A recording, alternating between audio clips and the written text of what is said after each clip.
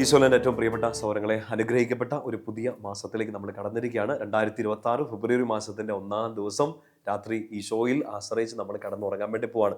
ഈ ഒരു പുതിയ മാസം നമുക്കുണ്ടാവുന്ന എല്ലാ കാര്യങ്ങളും ഈശോയിൽ ആശ്രയിച്ച് ചെയ്യാൻ പോകുന്ന എല്ലാ കാര്യങ്ങളും ഈശോ ശക്തിപ്പെടുത്തട്ടെ എന്ന് നമുക്ക് പരസ്പരം പ്രാർത്ഥിക്കാം. ഫെബ്രുവരി മാസം നമുക്ക് ഒത്തിരി കാര്യങ്ങൾ ചെയ്യാനില്ലേ? വലിയ നോമ്പിലേക്കൊക്കെ നമ്മൾ കടക്കും. വലിയ പ്രാർത്ഥനയുടെ ദിവസങ്ങളാണ്, അനുഗ്രഹിക്കപ്പെട്ട ദിവസങ്ങളിലേക്കാണ് ഉറപ്പായിട്ട് നമ്മൾ കടക്കാൻ പോവുക.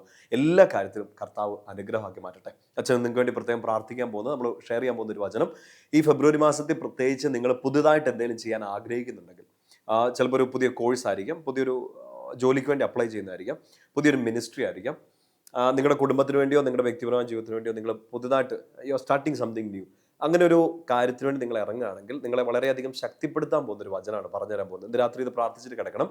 നന്നായിട്ട് മനസ്സിൽ കാണാപ്പാടം പതിഞ്ഞിട്ടുള്ള വചനങ്ങളൊന്നാണ് ജോഷുവയുടെ പുസ്തകം 1-ാമത്തെ അധ്യായം അതിൻ്റെ 9-ാമത്തെ വാക്യം. വചനം മനസ്സിലുണ്ട്.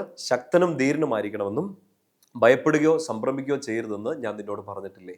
നിന്റെ ദൈവമായ കർത്താവ് ഞാൻ നിന്റെ കൂടെ തന്നെ കാണുമെന്ന്.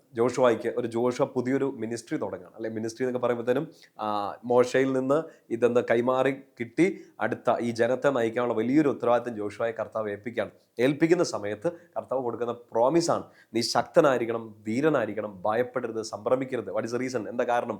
നിന്റെ ദൈവമായ കർത്താവ് ഞാൻ നിന്റെ കൂടെ തന്നെ ഉണ്ടെന്ന്. എൻ്റെ പ്രിയപ്പെട്ട സ്വരങ്ങളെ, ഈ ഒരു മാസക്കാലം നിങ്ങൾ ചെയ്യാൻ പോകുന്ന എല്ലാ കാര്യങ്ങളും, ചിലപ്പോൾ വലിയൊരു എക്സാം വരുന്നുണ്ടാവേ, ഈശോ നിങ്ങളോട് പറയണം. ഇത് കേട്ടോണ്ടിരിക്കുന്ന കുഞ്ഞുമക്കൾ, പഠിച്ചുകൊണ്ടിരിക്കുന്നവർ, പരീക്ഷയ്ക്കൊക്കെ ഒരുങ്ങുന്നവർ, ഇത് കേട്ടോ, ഇത് ഹൃദയത്തിലോട്ട് ഏറ്റെടുത്തേ. ശക്തനായിരിക്കുക, ധീരനായിരിക്കുക, നീ ഭയപ്പെടരുത്, സംഭ്രമിക്കരുത്. എന്ത് കാരണത്തിലെന്ന് ഓർത്തേക്കണേ? ഈശോ എൻ്റെ കൂടെ തന്നെയുണ്ട്. ഈ വചനം നിങ്ങൾ മനസ്സിൽ ഏറ്റു പറയണം. ഇന്ന് പ്രാർത്ഥിച്ചിട്ട് ഇത് കിടക്കണം. ഞാൻ ഭയപ്പെടില്ല, ഞാൻ ശക്തനായിരിക്കും, ശക്തിയായിരിക്കും, ഞാൻ സംഭ്രമിക്കില്ല, ഞാൻ ടെൻഷൻ അടിക്കില്ല. എന്താ കാരണം? എൻ്റെ ദൈവമായ കർത്താവ് എൻ്റെ കൂടെ തന്നെയുണ്ട്.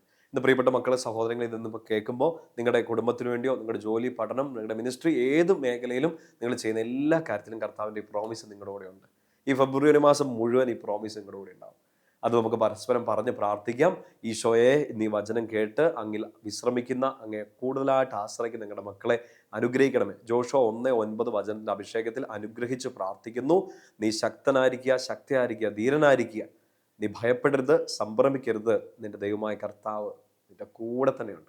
ഈശോ കൂടെ ഉണ്ടെന്ന് ആ ഒരു ധൈര്യത്തിൽ അനുഗ്രഹിക്കപ്പെടട്ടെ. പിതാവിൻ്റെയും പുത്രൻ്റെയും പരിശുദ്ധാത്മാവിൻ്റെയും നാമത്തിൽ ആമേൻ. ഈശോ മിശിഹായ്ക്ക് സ്തുതിയായിരിക്കട്ടെ.